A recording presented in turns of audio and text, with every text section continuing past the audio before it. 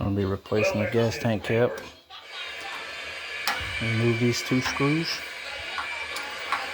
Uncle Scrooge. It's purple. It looks maroon from this angle. Yeah, in case the camera's not picking it up. There's some service tags here from Million South Dakota. I think almost all of these are from Million South Dakota. Boom. So Almost. This one's metal. This one's plastic. Wow. The new one's plastic. At least the bolts are on the inside. Covered up. Alright, let's put these in. Alright. Gonna tighten these up. Look at my feet. Yes, sir.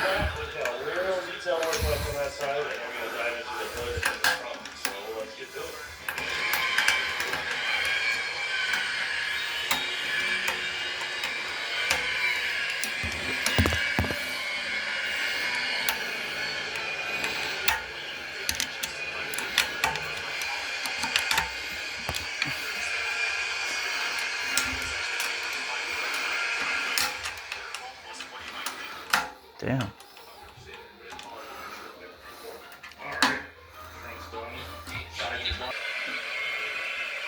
There we go. Now, let's see if the key works. 2 keys.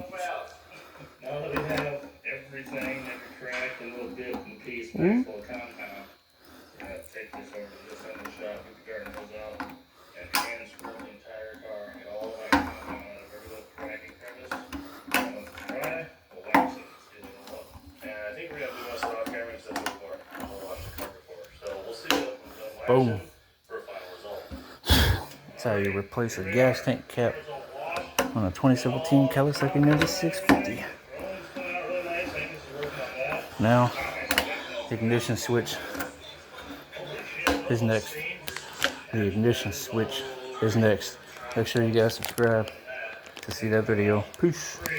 Alright, this website has this guy. These connect to rubber lines such as front wheel cylinders do up here. There's even a copper gasket on here. I was able to hop on Rock Auto and find its raised specialist part number, which I cross-referenced to O'Reilly's, and here it is. What we actually need is what's supposed